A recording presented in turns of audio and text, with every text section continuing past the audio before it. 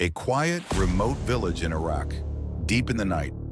Back in 2003, a man lies concealed underground, the entrance to his hiding place masked with a piece of styrofoam. Suddenly, all the village lights shut off at once.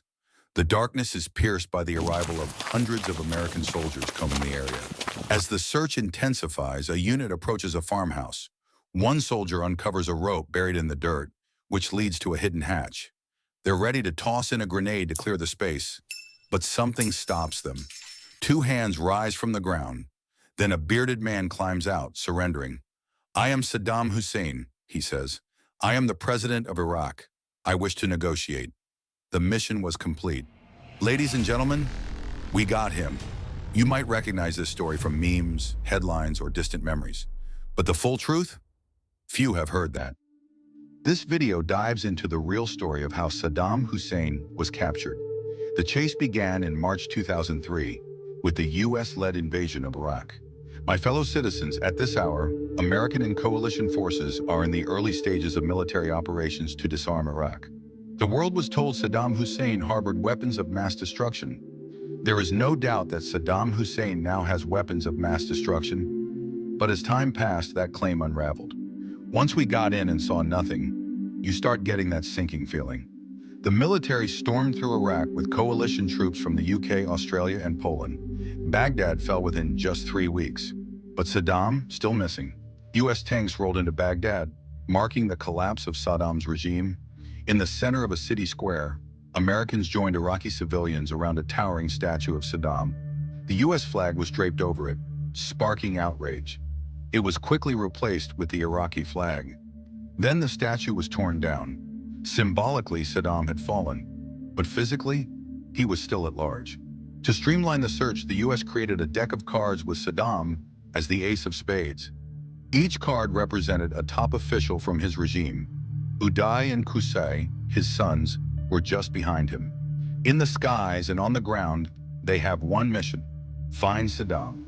Despite many raids, the dictator remained elusive. So the US offered bounties: $15 million for each son, $25 million for Saddam. Eventually, someone took the offer. A man in Mosul came forward, claiming that Uday and Qusay were hiding in his home. Skeptical but desperate, the US sent troops. To their shock, both sons were inside. They refused to surrender, leading to a violent standoff. A missile strike obliterated the house. When troops entered again, the brothers were dead. It would have been better to take them alive. Still, the US paid the informant $30 million in relocation to the States. Their deaths prompted Saddam to release an audio message mourning his sons, proof that he was still alive. But even with money on the table, no new leads surfaced. Then came Eric Maddox, a staff sergeant who took a different approach.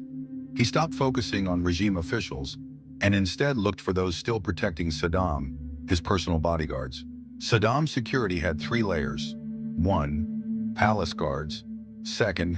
Advanced security teams. 3. The elite inner circle, the Hamaya. Maddox focused on these elite guards, many of whom came from a clan called Al-Muslit in Tikrit, Saddam's hometown. One name stood out: Mohammed Ibrahim Omar al-Muslit. A former top guard, he was now believed to be organizing insurgent attacks across Iraq. Maddox targeted his associates and family through painstaking interrogations, slowly mapping Mohammed's movements.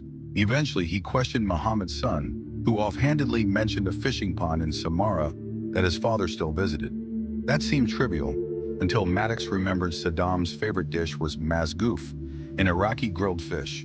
Troops searched the pond and questioned nearby fishermen.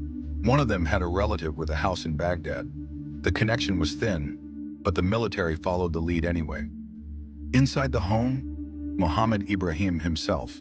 During interrogation, he was offered protection for his family. That was enough.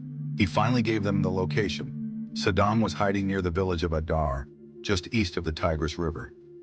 Troops swept the area. 2 farmhouses were cleared. No sign. About to give up, soldiers noticed Mohammed subtly kicking a rope on the ground. They followed the hint. Underneath, they found a hatch, and in it, Saddam Hussein, alive. Ladies and gentlemen, we got him. Despite his capture, the war dragged on. Iraq plunged into chaos with no clear exit strategy from the U.S. side. But Saddam's arrest became a symbol, thanks in part to how the U.S. handled it. They invited journalists to his hiding spot. Photos were taken, his beard examined, his teeth checked. A clear narrative, the once feared dictator, now humiliated and defeated. It worked. The image became iconic and meme-worthy. But beneath that image lies a deeper truth. Both Saddam and the U.S. understood the power of visuals and propaganda. Saddam used state media to construct a myth around himself, and the U.S. used his downfall to shatter that myth.